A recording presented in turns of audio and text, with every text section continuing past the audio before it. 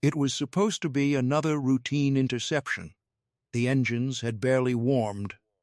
The first light of dawn was only beginning to touch the clouds over Germany. Ground crews hurried across wet concrete. Mechanics pulled away wheel chocks. Pilots tightened gloves against the cold. Everything looked familiar. Everything felt normal.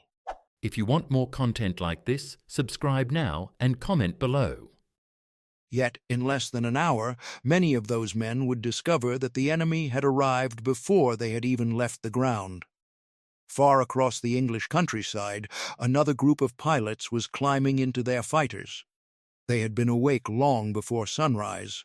Their mission was unlike any they had flown before. Instead of waiting for German fighters to attack the bombers, they were going to hunt them from the very beginning. The hunters and the hunted were about to exchange places, but only one side knew it. Imagine the freezing air just before dawn. The smell of aviation fuel hangs over two different airfields hundreds of miles apart. On one side of the North Sea, American pilots believed today could finally break the Luftwaffe's strength. On the other, German pilots believe they are about to stop another bomber raid. Neither side knows the names of the men they will soon face, yet history is quietly pulling them toward the same patch of sky. The date was 6 March 1944. The place was Europe, where the air war had become just as important as the fighting on the ground. Every morning that bombers crossed into Germany, thousands of lives depended on who controlled the skies. Factories, railroads, oil plants, bridges, and entire cities had become targets. The Allies believed that destroying Germany's industry would shorten the war. Germany believed that stopping those bombers was the only way to survive. At an airfield in eastern England, rows of North American P-51 Mustang fighters stood ready in the cold morning light. Their polished metal reflected the rising sun. Under each wing were long-range fuel tanks that allowed them to fly farther than any American escort fighter before them. That simple improvement had changed everything. Only months earlier, American bombers often flew deep into Germany without fighter protection. Aircraft such as the B-17 Flying Fortress and the B-24 Liberator carried heavy defensive guns. But experience had shown they could not defend themselves forever. German fighters attacked again and again. Losses became painful. Missions that looked successful on maps ended with empty seats back in England. Now things were different. Among the American pilots preparing that morning was Colonel Don Blakesley, one of the most respected fighter leaders in the 8th Air Force. His men belonged to units that had spent months learning every strength and weakness of the Luftwaffe. They knew German pilots climbed quickly after receiving warning from radar stations. They knew where major fighter bases were located. More importantly, they knew something the Germans had not fully realized. The P-51 Mustang could stay with the bombers all the way into Germany.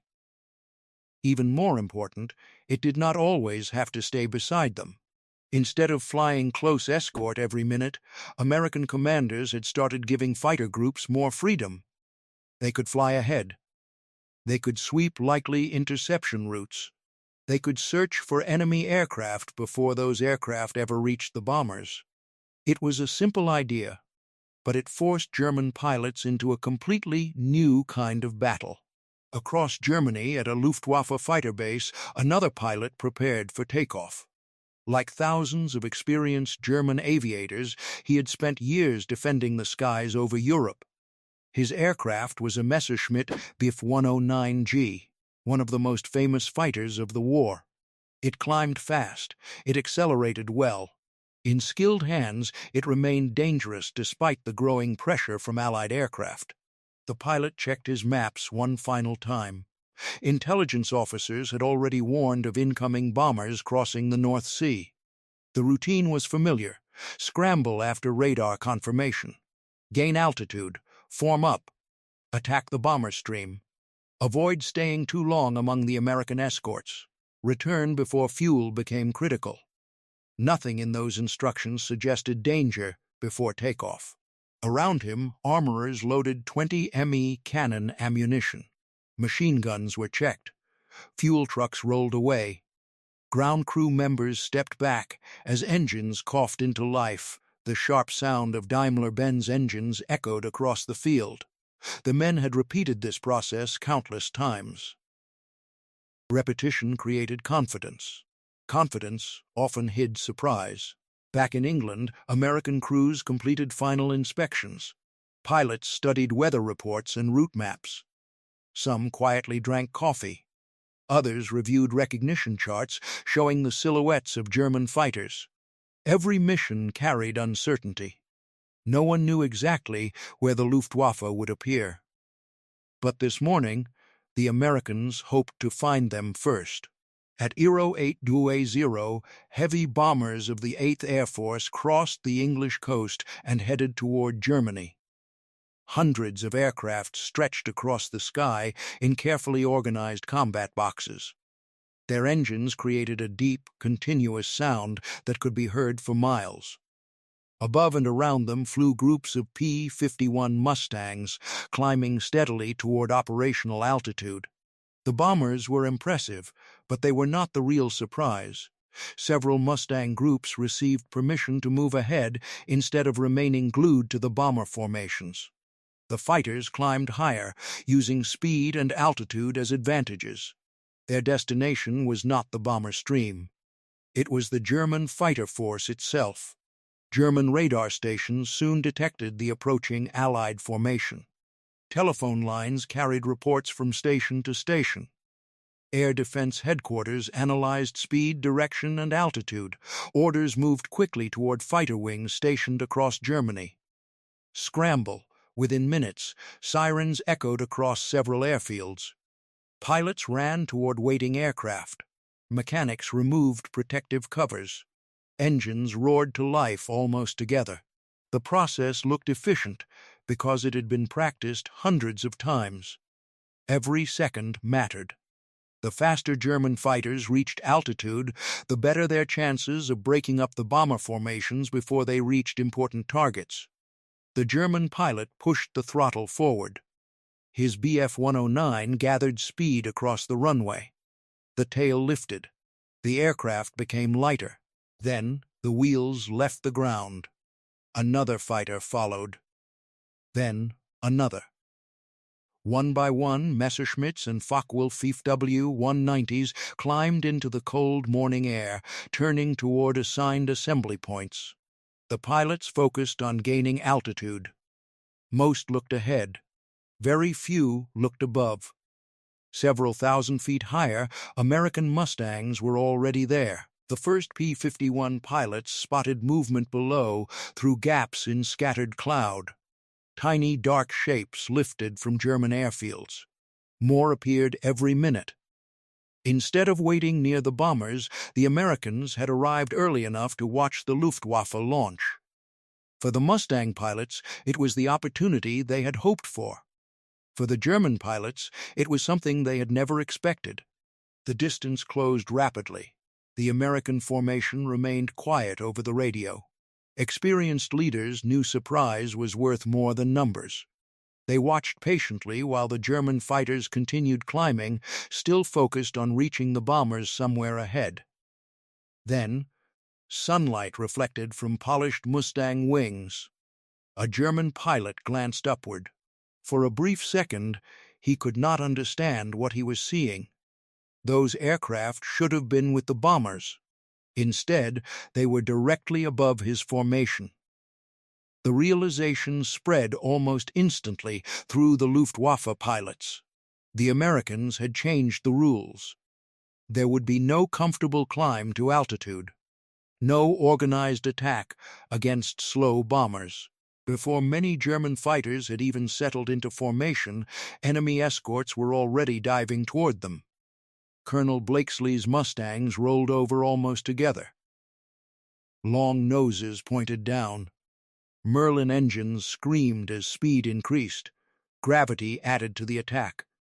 Within seconds, the fighters were descending hundreds of miles per hour, faster than the climbing German aircraft below. The first firing passes were devastating. German formations, still building after takeoff, struggled to react. Some pilots broke left, others rolled sharply right. A few tried to continue climbing, believing the bombers must still be nearby. But confusion spread faster than commands could travel over crowded radio channels. One Bf-109 burst into smoke almost immediately. Another escaped with pieces of its wing missing. Several American pilots stayed disciplined, making one high-speed pass before climbing again instead of turning into tight dogfights. It was exactly what they had practiced. The surprise itself had become the Americans' greatest weapon.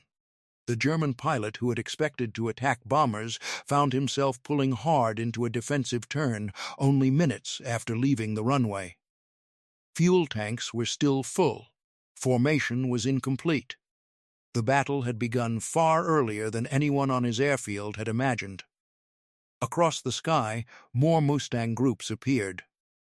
The Luftwaffe was no longer facing isolated escorts protecting bombers. It was facing aggressive fighter sweeps designed to disrupt every stage of its response. Below them, the bomber stream continued toward its targets. For perhaps the first time on such a scale, many German fighter pilots realized they were no longer choosing when the battle would begin.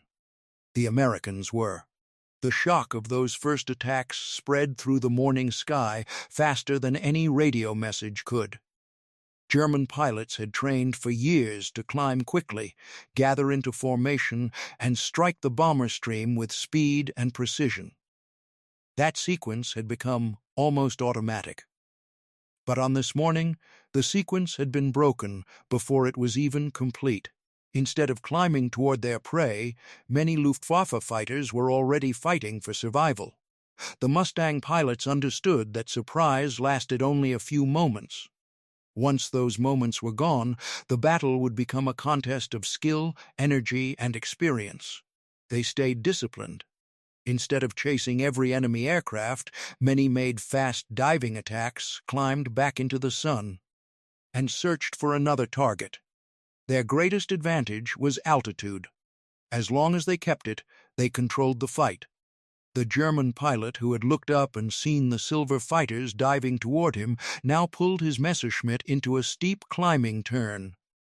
His aircraft responded beautifully, just as it always had. The Daimler-Benz engine roared with power. For an instant, he believed he had escaped. Then, bright flashes appeared behind him. Heavy .50 caliber machine gun rounds tore through the air. Several struck the fuselage. Warning lights flashed across the instrument panel. Smoke filled the cockpit. He forced the aircraft into a dive, hoping speed alone would save him. Above him, the American pilot did not follow all the way down. He had learned an important lesson from months of combat. Diving too low often meant giving away the advantage.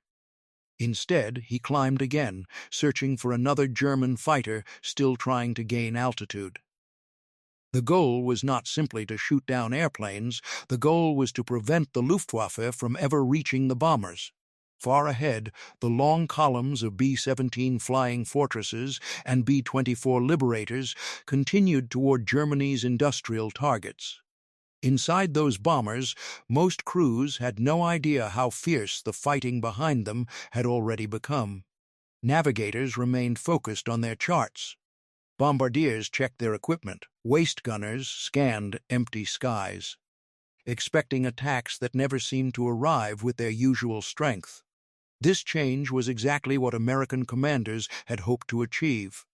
Major General James Doolittle had encouraged a more aggressive use of escort fighters. Rather than treating the Mustangs as guards tied to the bomber formations, he wanted them to seek out the Luftwaffe wherever it appeared. That decision forced German fighter units into battles on American terms. As the morning wore on, the skies over central Germany became a maze of twisting contrails, scattered cloud, and streaking fighters. Aircraft from both sides crossed paths at incredible speeds. A pilot had only seconds to identify a friend or an enemy. One mistake could be fatal. Some Luftwaffe veterans recovered quickly. Experienced leaders organized small groups and struck back whenever they found isolated Mustangs. The Messerschmitt Bf 109 and the Focke-Wulf Fw 190 were still dangerous aircraft in capable hands. Several American fighters were hit. Some pilots never returned to England. Air combat remained unforgiving, no matter which side held the advantage. Yet the larger picture continued to favor the Americans. Every minute that German fighters spent defending themselves was another minute the bomber stream moved closer to its targets. Oil plants, aircraft factories, rail junctions, and manufacturing centers depended on the Luftwaffe stopping those bombers before they arrived. That morning, many interceptors never reached effective attack positions at all. American pilots later described seeing German fighters climbing in small groups from different airfields, only to encounter Mustangs already waiting above them. It was a remarkable reversal of fortune. Earlier in the war, bomber crews had feared every deep mission into Germany because escort fighters lacked the range to protect them. Now the long-legged P-51 had carried the battle directly into German airspace. Fuel had become one of the Mustang's greatest weapons. With external drop tanks, the fighter could travel hundreds of miles farther than previous escorts. Those extra miles changed more than simple distance. They changed timing. They allowed American pilots to arrive before the Luftwaffe expected them and remain over Germany long after older escort fighters would have turned home. On the ground, German commanders received increasingly troubling reports. Fighter units were engaging enemy escorts before reaching the bomber formations. Some squadrons reported heavy losses shortly after takeoff. Others reached the bombers with fewer aircraft than planned. The carefully organized interception system that had defended Germany for years was beginning to crack. The pressure grew with every passing week. Germany still produced excellent aircraft. New versions of the Bf 109 and Fw 190 continued entering service. Advanced fighters such as the Messerschmitt Me 262 promised remarkable speed. But technology alone could not replace experienced pilots. Every veteran lost over Germany represented years of training that could not quickly be recovered. American intelligence officers noticed the change. Reports from returning crews suggested fewer coordinated fighter attacks and increasing signs that the Luftwaffe was struggling to rebuild its strength. Captured German documents later confirmed how difficult these months had become. The battle was no longer just about machines. It had become a battle of trained airmen, fuel supplies, maintenance crews, and time itself. For the German pilot, who had survived the first surprise attack, the flight home was painfully quiet. His damaged fighter vibrated with every movement. Smoke stains covered part of the canopy. The ammunition counters showed nearly empty belts. He had never even reached the bomber formation he had been ordered to attack. As his airfield came into view, he counted fewer aircraft in the landing pattern than had taken off earlier that morning. Several familiar faces would not return. Ground crews watched silently as damaged fighters rolled to a stop. Mechanics immediately searched for bullet holes. Armorers unloaded weapons that had barely been fired. Medical teams hurried toward aircraft with shattered canopies or blood on the cockpit sides. Across the channel, American airfields prepared for the return of the escort groups. Pilots climbed from their Mustangs exhausted, their faces marked by sweat, oil, and long hours inside cramped cockpits. Intelligence officers waited with notebooks. Every pilot described where the Germans had appeared, how they reacted, and which tactics worked best. Those lessons would shape tomorrow's mission. The air war had become a contest of constant learning. Every success created a new countermeasure. Every failure demanded a new idea. Neither side could afford to stand still. Historians often point to the spring of 1944 as one of the decisive periods in the struggle for air superiority over Europe. It was not because every mission ended in overwhelming victory. Combat remained costly for both sides. Instead, it was because the balance had begun to shift in ways that were increasingly difficult for Germany to reverse. The Mustang did not win the air war by itself.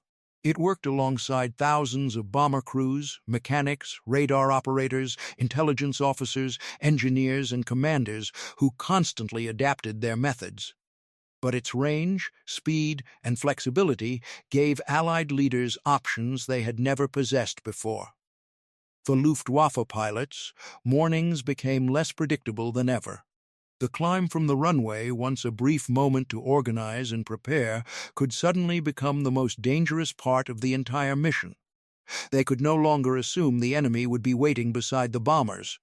Sometimes, the enemy was already above them, hidden by the morning sun. That simple change carried enormous consequences. Pilots forced into defensive combat early often burned extra fuel, lost formation, or failed to reach the bombers at all. Every disrupted interception increased the chances that Allied bombers would strike their objectives. Those successful attacks slowly weakened Germany's ability to produce aircraft, fuel, ammunition, and vehicles for every front of the war. Years later, veterans from both sides remembered these encounters with remarkable clarity. American pilots spoke about finally taking the initiative after months of costly bomber losses. German pilots remembered the unsettling realization that the familiar rhythm of air combat had disappeared. The skies they once knew had changed. If you could stand beneath those contrails on that cold morning in March 1944, you would not immediately know which aircraft belonged to which nation. You would hear only the thunder of powerful engines echoing across the sky.